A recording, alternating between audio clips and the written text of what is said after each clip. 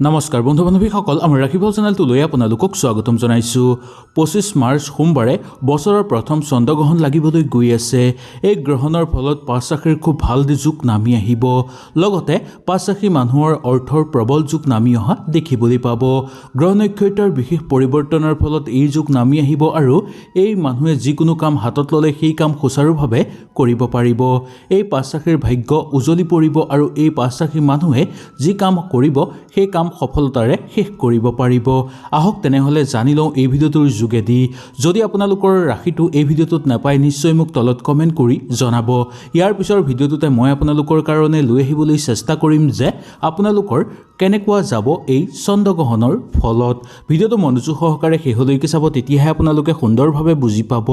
আৰু যদি ভিডিঅ'টো ভাল লাগে লাইক এটা কৰি আমাৰ মনোবল বঢ়াব আৰু আপোনালোকৰ বন্ধুবৰ্গৰ লগত শ্বেয়াৰ কৰি তেওঁলোককো উপকৃত কৰিব। 2024 বৰ্ষৰ প্ৰথম চন্দ্ৰগ্ৰহণ লাগিব 25 মাৰ্চৰ ৰাতিপুৱা 10:23 পৰা আৰু এই গ্ৰহণ অন্ত পৰিব দুপৰীয়া 3:02।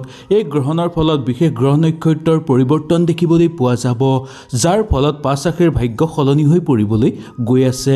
তেওঁলোকৰ জীৱন ৰেখা সলনি হ'ব আৰু তেওঁলোকৰ কৰ্মৰেখাও সলনি হোৱা দেখিবলৈ পোৱা যাব। ভাগ্যক এক নতুন পৰিদৰ্শন দেখিবলৈ পাব। আহক তেনেহ'লে আমি সুন্দৰভাৱে বেছি দেৰি নকৰি জানি লওঁ। এক নম্বৰটো হ'ল মেঘ ৰাশি। মেঘ ৰাশিৰ জাতক জাতিকাসকলৰ এই চন্দ্ৰগ্ৰহণৰ ফলত আপোনালোকৰ ভাগ্যৰ দিশ সলনি হৈ পৰিব। নতুন নতুন সুযোগ সুবিধা আপোনালোকে লাভ কৰিবলৈ সক্ষম হ'ব। সকলো ফালৰ পৰা আপোনালোকে আশীৰ্বাদ লাভ কৰিব পাৰিব, কিন্তু আপোনালোকৰ খঙৰ মাত্ৰা বৃদ্ধি পাব পাৰে, যাৰ ফলত আপোনালোকৰ বহু বেছি ক্ষতি হোৱাৰ সম্ভাৱনা দেখিবলৈ পোৱা যাব পাৰে। সন্তানক লৈ আপোনালোকৰ চিন্তা হ'ব পাৰে। ব্যৱসায়িক বাণিজ্যত কিন্তু প্ৰচুৰ পৰিমাণে অৰ্থ আপোনালোকৰ উপাৰ্জনৰ বাট মুকলি হৈ পৰিব। ঘৰতো প্ৰচুৰ পৰিমাণে অৰ্থ লাভৰ যোগ দেখিবলৈ আপোনালোকে পাব। এই চন্দ্ৰগ্ৰহণৰ ফলত আপোনালোকৰ গ্ৰহৰ বিশেষ পৰিৱৰ্তনৰ কাৰণে আপোনালোকে যিকোনো কাম হাতত ল'লে সেই কাম সুচাৰুভাৱে কৰিব পাৰিব। প্ৰেমত যদি কিবা বাধা আছিল সেই বাধাও আপোনালোকৰ দূৰ হৈ পৰিব। ভ্ৰমণ কৰিব বিচাৰিলে কৰিব পাৰিব। বহুদিনৰ পৰা ৰৈ থকা কাম আপোনালোকৰ হৈ পৰা দেখিবলৈ পাব। সামাজিক ক্ষেত্ৰত খ্যাতি বৃদ্ধি পাবলৈ গৈ আছে আৰু বহুদিনৰ পৰা আপোনালোকৰ যদি সময় বেয়া চলি আছিল সেই সময়ো আপোনালোকৰ সলনি হ'বলৈ গৈ আছে। বিবাহৰ অপেক্ষাত ৰৈ থকা লোকসকলৰ বিবাহৰ প্ৰবল যুগ নামি আহিব আৰু প্ৰেমৰ অপেক্ষাত ৰৈ থকা লোকসকলৰো প্ৰেমৰ প্ৰবল যুগ নামি অহা দেখিবলৈ আপোনালোকে পাব। ঘৰত অতিথি আলহীৰ আগমন হ'ব আৰু ঘৰৰ পৰিৱেশ পবিত্ৰ হৈ পৰিব আপোনালোকৰ। পঢ়া শুনাৰ ক্ষেত্ৰত অলপ মনোযোগ দিব লাগিব আপোনালোকে। পঢ়া শুনাৰ ক্ষেত্ৰত অলপ আপোনালোকৰ কমজোৰ হ'ব পাৰে, সেইকাৰণে পঢ়া শুনাৰ ক্ষেত্ৰত অকণমান মনোযোগ দিবলৈ আপোনালোকে চেষ্টা কৰিব। আগৰ কিবা সমস্যা আপোনালোকে নিঃসন্দেহে সমাধান কৰিব পাৰিব। সামাজিক ক্ষেত্ৰত আপোনালোকৰ খ্যাতি বৃদ্ধি পাব, লগতে শত্ৰু ধ্বংস হৈ পৰিব আপোনালোকৰ। কাৰোবাক সহায় কৰি আনন্দিত অনুভৱ কৰিব। এই চন্দ্ৰগ্ৰহণৰ পিছতেই যদি আপোনালোকে ঘৰত কিবা মূল্যৱান সম্পদ ক্ৰয় কৰিব বিচাৰে তেনেহ'লে সুন্দৰভাৱে আপোনালোকে ক্ৰয় কৰিব পাৰিব। পাবলগীয়া ধনো আপোনালোকৰ হাতলৈ অহাৰ সম্ভাৱনা দেখিবলৈ পোৱা যায়। ভাগ্যৰ এক নতুন দিশ দেখিবলৈ আপোনালোকে পাব আৰু ভৱিষ্যতৰ কাৰণে কিবা সংকল্প ল'ব বিচাৰিলে আপোনালোকে ল'ব পাৰিব। কেৰিয়াৰৰ ক্ষেত্ৰতো আপোনালোকৰ বিশেষ বেয়া দেখিবলৈ পোৱা নাযাব আৰু কেৰিয়াৰ আপোনালোকে বাছনি কৰাৰ ক্ষেত্ৰতো খুব সুন্দৰ হ'ব এই চন্দ্ৰগ্ৰহণৰ পিছতেই। 2 নম্বৰটো হ'ল মিথুন ৰাশি। মিথুন ৰাশিৰ জাতক জাতিকাসকলৰ এই চন্দ্ৰগ্ৰহণৰ ফলত আপোনালোকৰ ঘৰলৈ ভাল খবৰ আহিব। দাম্পত্য জীৱনত চলি থকা কণ্ডলো আপোনালোকৰ দূৰ হৈ পৰিব। মনৰ চাপ আপোনালোকৰ কমিবলৈ ধৰিব। স্বাস্থ্য আগতকৈ উন্নত হৈ পৰিব। প্ৰেমৰ বাধা আপোনালোকৰ দূৰ হৈ পৰিব। দীৰ্ঘদিন ধৰি থকা কিবা কামত আপোনালোকে সুচাৰুভাৱে কৰিব পাৰিব, কিন্তু আপোনালোকে দুৰ্ঘটনা পতিত হোৱাৰ সম্ভাৱনাও দেখিবলৈ পোৱা যাব পাৰে। সেইকাৰণে ভ্ৰমণৰ ক্ষেত্ৰত কিছু আপোনালোকে সাৱধানতা অৱলম্বন কৰি চলিব লাগিব।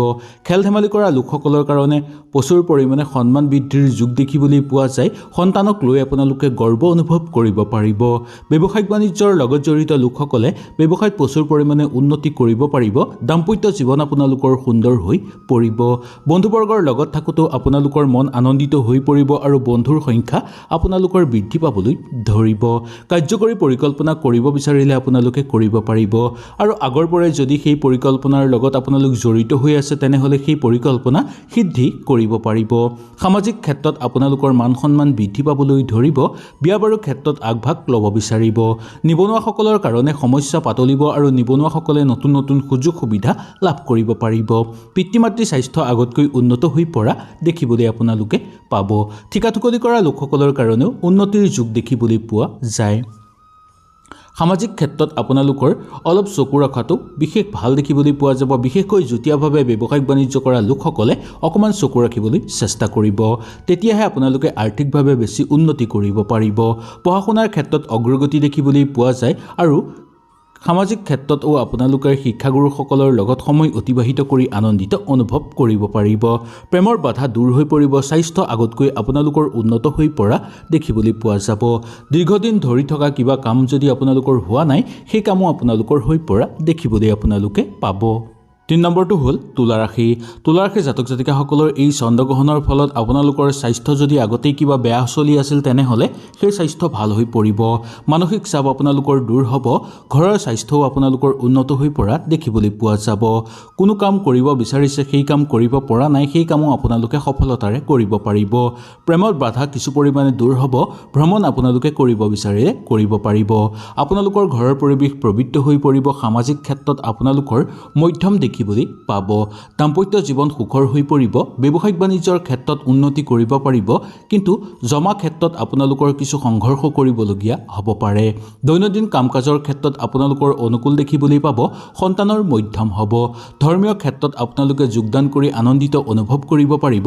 প্ৰেমৰ আপোনালোকৰ বাধা দূৰ হৈ পৰা দেখিবলৈ পাব। খেল ধেমালি কৰা লোকসকলৰ কাৰণে গতানুগতিক হিচাপে পাৰ হ'ব। ভ্ৰমণ কৰিব বিচাৰিলে সুন্দৰভাৱে আপোনালোকে ভ্ৰমণ কৰিব পাৰিব। নতুনকৈ কাম বিচাৰি থকা বা নিবনুৱাসকলৰ কাৰণে নতুন যুগ নামি আহিব।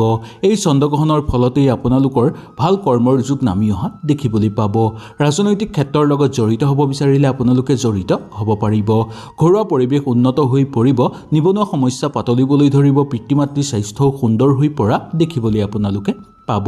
অচিনাকি মানুহৰ পৰা কিছু সাৱধানতা অৱলম্বন কৰিব আৰু অচিনাকি বন্ধুৱে যাতে আপোনাক ক্ষতি কৰিব নোৱাৰে তাৰ প্ৰতি বিশেষকৈ সাৱধানতা অৱলম্বন কৰিব। শত্ৰুৰ পৰাক্ৰম বৃদ্ধি পাব পাৰে তাৰ প্ৰতি অকণমান লক্ষ্য ৰাখি নিজকে বচাই চলিবলৈ আপোনালোকে চেষ্টা কৰিব। ঠিকা ঠুকলি কৰা লোকসকলৰ কাৰণে মধ্যম দেখিবলৈ পোৱা যায়। বিয়া বাৰুৰ কথা ঘৰত আলোচনা কৰি চাব বিচাৰিলে চাব পাৰিব আৰু প্ৰেম বিবাহৰ প্ৰবল যুগ আপোনালোকৰ নামি অহা দেখিবলৈ পোৱা যায়। 4 নম্বৰটো হ'ল মকৰ ৰাশি। মকৰ ৰাশিৰ জাতক জাতিকাসকলৰ এই চন্দ্ৰগ্ৰহণৰ ফলত আপোনালোকৰ খুব ভাল যুগ নামি আহিছে আৰু ঘৰলৈ সুখবৰ অহাৰ সম্ভাৱিত আপোনালোকে লাভ কৰিব পাৰিব। ক'ৰবাৰ পৰা হঠাৎ অৰ্থ লাভৰ যুগ আপোনালোকৰ নামি আহিব। যিকোনো ক্ষেত্ৰত আগভাগ ল'ব বিচাৰিলে আপোনালোকে ল'ব পাৰিব আৰু যিকোনো কাম আপোনালোকে হাতত লৈ কৰিব বিচাৰিলে কৰিব পাৰিব, কিন্তু সেই কাম হাতত লোৱাৰ আগতেই দুই এবাৰ ভালকৈ চাই বুজি বা গুৰুস্থানীয় ব্যক্তিৰ পৰা পৰামৰ্শ ল'লে আপোনালোকৰ কোনো চিন্তা নাথাকিব। সামাজিক ক্ষেত্ৰত আপোনালোকৰ দায়বদ্ধতা বৃদ্ধি পাব আৰু ৰাজহুৱা কামত আপোনালোকে ব্যস্ততাৰ মাজত সোমাই পৰিবলগীয়া হ'ব পাৰে। দাম্পত্য জীৱন আপোনালোকৰ সুখৰ হৈ পৰিব। ব্যৱসায়িক বাণিজ্যৰ ক্ষেত্ৰতো উন্নতিৰ যুগ দেখিবলৈ পোৱা যাব। ৰৈ থকা কাম আপোনালোকৰ হৈ পৰিব বা পাবলগীয়া ধন আপোনালোকে লাভ কৰিবলৈ সক্ষম হ'ব। বিয়া বাৰুৰ ক্ষেত্ৰত আগভাগ ল'ব বিচাৰিলে ল'ব পাৰিব আৰু প্ৰেমৰ পৰিৱেশো আপোনালোকৰ শুভ দেখিবলৈ পোৱা যায়। আগতেই যদি প্ৰেমৰ কিবা হতাশাৰ মাজত চলি আছিল তেনেহ'লে আপোনালোকৰ খুব ভাল হৈ পৰিব। প্ৰেমৰ অপেক্ষাত ৰৈ থকা লোকসকলেও প্ৰেমৰ সন্ধান লাভ কৰিবলৈ সক্ষম হ'ব। ঘৰুৱা পৰিৱেশ সুন্দৰ হৈ পৰিব। স্বাস্থ্যৰ প্ৰতি কিন্তু কিছু সাৱধানতা আপোনালোকে অৱলম্বন কৰি চলিব লাগিব।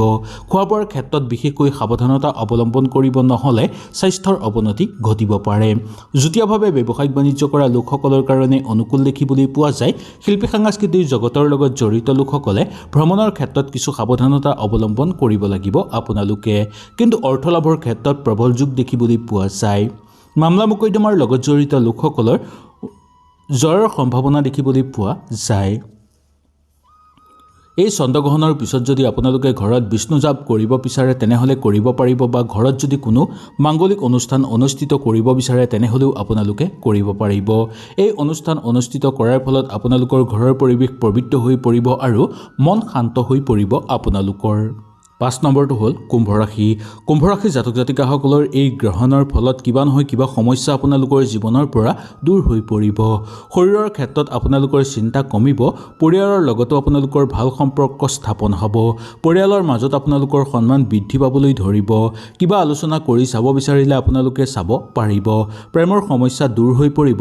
এই ৰাশিৰ জাতক জাতিকাসকলৰ চাকৰি বা কৰ্মসংস্থাপনৰ ক্ষেত্ৰত আপোনালোকৰ চলি থকা বাধা দূৰ হৈ পৰিব। এই গ্ৰহণৰ ফলত আপোনালোকৰ খুব শুভ বুলি মনা যায়। এই গ্ৰহণৰ সময়ত যদি আপোনালোকে হনুমান চালিচা পাঠ কৰিব পাৰে তেনেহ'লে খুব শুভ বুলি মনা গৈছে। ইয়াৰ ফলত আপোনালোকৰ জীৱনৰ পৰা চলি থকা সমস্যাবোৰ নাইকিয়া হৈ পৰিব আৰু যি সমস্যা আহিব লগা আছে সেই সমস্যাৰো বাট সলনি হৈ পৰিব।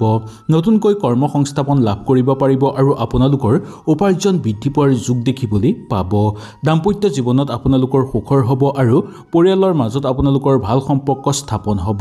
আত্মীয়ৰ পৰা কিবা এটা সহায় সহযোগিতা লাভ কৰিব পাৰিব আৰু ওচৰ চুবুৰীয়াৰ লগত থাকোঁতে দ্ৰব্য লাভ হ'ব আপোনালোকৰ। বিদ্যাৰ্থীসকলৰ কাৰণে অনুকূল প্ৰভাৱ দেখিবলৈ পোৱা যাব। নতুনকৈ কিবা কাম হাতত ল'ব পাৰিব আৰু মাটি সম্পত্তি লাভৰ প্ৰবল যোগ দেখিবলৈ পাব বা পৈতৃক সম্পত্তি লাভৰ প্ৰবল যোগ আপোনালোকৰ নামি আহিব। প্ৰশাসনিক বিষয়াসকলৰ পদোন্নতিৰ যোগ দেখিবলৈ পোৱা যায়। মনটো আপোনালোকৰ শান্ত হৈ পৰিব আৰু মনৰ চঞ্চল ভাৱটো দূৰ হৈ পৰিব আপোনালোকৰ। যুটীয়াভাৱে ব্যৱসায় বাণিজ্য কৰা লোকসকলৰ কাৰণেও মংগলময় হৈ পৰিব আৰু প্ৰচুৰ পৰিমাণে অৰ্থ লাভৰ প্ৰবল যোগ আপোনালোকে দেখিবলৈ পাব। বিয়া বাৰুৰ কথা আলোচনা কৰি চাব বিচাৰিলে চাব পাৰিব বা বিবাহৰ প্ৰবল যোগ আপোনালোকৰ নামি আহিছে। হয়তো এই ভিডিঅ'টোৰ যোগেদি আপোনালোকে সুন্দৰভাৱে বুজি পালে। যদি কিবা অসুবিধা পালে নিশ্চয় মোক তলত কমেণ্ট কৰি জনাব। তেনেহ'লে আজিলৈ আপোনালোকৰ ওচৰৰ পৰা বিদায় লৈছোঁ। কালিলৈ পুনৰ আপোনালোকক লগ পোৱাৰ প্ৰতিশ্ৰুতিৰে আজিলৈ নমস্কাৰ।